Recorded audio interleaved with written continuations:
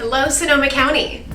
It is likely if you are watching this video right now, you are about to embark on a big adventure of a long distance or relocation move, and it's kind of a lot to take on, we know. I've actually moved across the country and back myself, so I have some firsthand experience, as well as us being relocation certified and working with tons of clients that move into and out of Sonoma County. So we're happy to share some of our top tips for making the process as smooth as possible. So I'm Morgan. I'm Julie, and every year we help people move in and out and all around Sonoma County.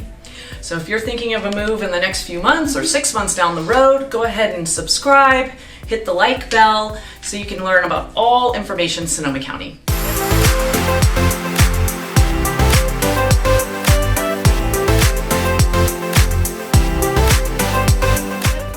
So we're going to cover the 6 tips that we compiled as the most crucial steps when starting the pre-planning process. Things you do not want to miss while you're planning your relocation move.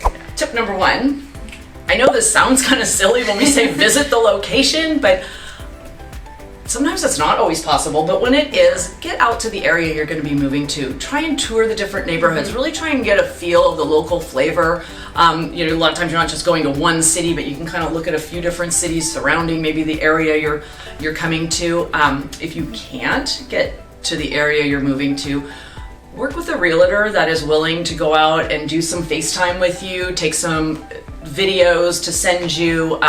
Hopefully they have some kind of a guide that can kind of help you learn about the area you're coming to.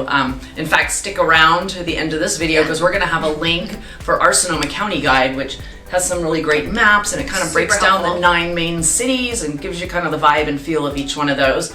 And in fact, if you're moving out of Sonoma County, we have a network of agents nationwide, and we would love to introduce you to one of them, and then we'll know that you're working with somebody that knows what they're doing and really is top-notch in their field in that area. Yep. Number 2, you want to identify your timeline and research those moving companies. I know this seems, again, kind of straightforward, but there's a lot of details that you don't want to miss. So once you identify your timeline, you know exactly when that move is going to take place based on maybe your home sale where you are or your home purchase where you're going. You want to research those moving companies as soon as possible. Of course, you want to ask about pricing, and you want to make sure they're available within that time frame. Cheapest is not always best. I know the price may look attractive sometimes, but you want to make sure that you're looking at what's actually included, because if most of those moving companies are coming within a certain bracket and there's a moving company somewhere down here in the price scale, it's likely that they're not giving you something that's pretty important for securing the right time frame and insurance on your belongings. What you're saying is you get what you pay for.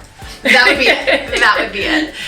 In addition to that, you also want to research the different options for making the move.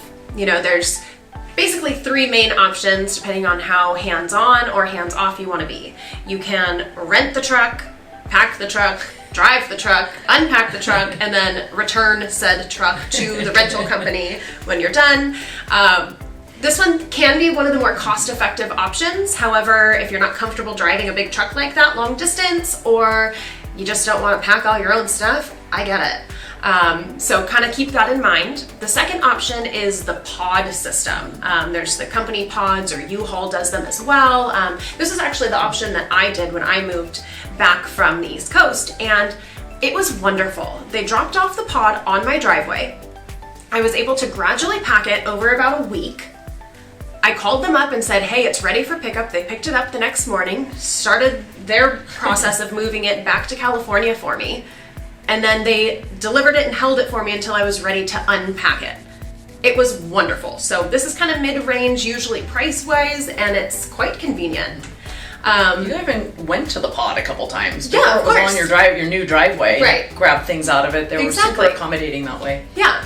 So the third option is then kind of the more, luxury service where they come into your home. They may even help you pack your personal belongings, and then they load them on the truck, and then they drive it for you, and then they unload it. I mean, it sounds pretty good, but you're going to pay for it. So this is usually the more costly option, but if you really don't want to have to mess with the moving part of the process, look into companies that provide that level of service. And then speaking of the cost of moving, because it's Yeah. not cheap. No matter which option you take, it's not cheap. So we just always suggest start going through your things now. Purge. Yeah. It's the best time to do a big clean out. Have a garage sale, Facebook Marketplace, Craigslist, great places to sell some things you no longer need or even want. Yeah. Sometimes a new house is time for some new things, you know. Sometimes your old things won't fit in your new house. Get rid of them before you move them. Totally. And nothing worse than moving everything to the new place to then decide you're going to get rid of it. Right. Now you've picked up and carried these boxes twice, and you may have paid for a larger pod or truck to accommodate all these things that you don't even keep in the long run. Right. In fact, we just had some clients that sold their home, and they sold so many things, and they actually commented about how much money they made. So that money you make selling some of your things can help pay for your move. And so also when it comes to packing, the sooner you start packing, the easier your life will be. The closer you get to your move, it's gonna get a little bit more hectic. Don't procrastinate your packing until it's time to be moving. Trust me on this. And the more organized you can be through the process, the better. So our suggestion is to, of course, first start with the items that you aren't going to use within the next few months leading up to the move. For example, maybe you're moving mid-summer, which is quite common. Pack up your winter coats, pack up your Christmas dishes and holiday decor, get that all put away, packed up, boxed, taped, labeled. You want to label your boxes as best as possible. One pro tip, we had a client recently, a different client actually. They sold a house, a long-time home here in Sonoma County, relocated to Texas to be closer to family, and we handled the home sale side of the transaction for them. And when I was popping back over to the house throughout that process, I noticed every box was numbered, and he had a pretty hefty notebook with his information. I kind of asked him, what are you doing? And he said, I number every single box because years ago he did a move, lost a couple boxes, never knew exactly what was in those boxes, but he knew they were missing. So this way he numbered the boxes, wrote down exactly what was in it, so he knows if one of the boxes goes missing, he knows exactly what's in it, so he can report back to the moving company.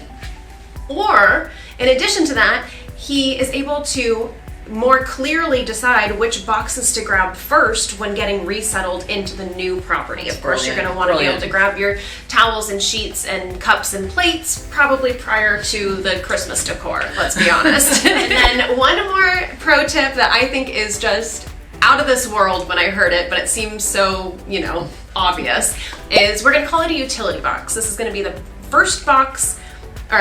the last box that you pack and put into the pod or on the truck. So then that way it's the first box that you unload when you get to the new house. Now, what's in a utility box, you ask? Glad you asked. So a utility box is going to have everything you're going to need to put your essentials together. So it's going to have some Allen keys, some screwdrivers, some tape or glue. You're going to have maybe some light cleaning products like Clorox wipes. You're going to have hand soap and toilet paper and paper towels. The things that you're going to want to grab first. Do a quick wipe down at the property, get your bed put together so you can have a good night's sleep after a long travel, days or weeks. So I think something to keep in mind when you're doing these cross-country moves and maybe selling a home and purchasing a new home, that person may be selling their home. There's a lot of moving parts to these transactions, and being flexible is key. Yeah. There could be some delays in the closing of one or more of the homes, or one delay might cause delays down the line there. So flexibility will go a long way, because a lot of times there's just nothing we can do about it. These are a lot of things that happen could be out of our control. Yeah. Pack a suitcase, have a few days of clothes and toiletries. Know that you might have to stay with family or friends a night or two, or get a hotel before you actually get the keys to your new house. Yeah. And last but not least, seems super obvious, but make sure your utilities are set up ahead of time before you arrive at the property. The last thing you want is to have been on the road for days or weeks, and you finally get to the house and you just want to take a shower and get settled and you have no water. So we always provide to our clients right upon closing, or right before closing, that we, get them set up with the direct contact information for each of the utility companies based on where they are. And this is really helpful because you got a lot going on. You don't want to have to look up that information. It's usually a quick phone call or a quick online account setup, and you can have peace of mind knowing that when you get to the house, you'll be able to flip on the lights and have hot water on demand, and it'll be great. So keep that in mind as well. So again, you guys, click the link for our Sonoma County guide to learn all about the different areas of Sonoma County. It's got some great maps in there as well. Happy packing. Thanks for watching, and we'll see you soon.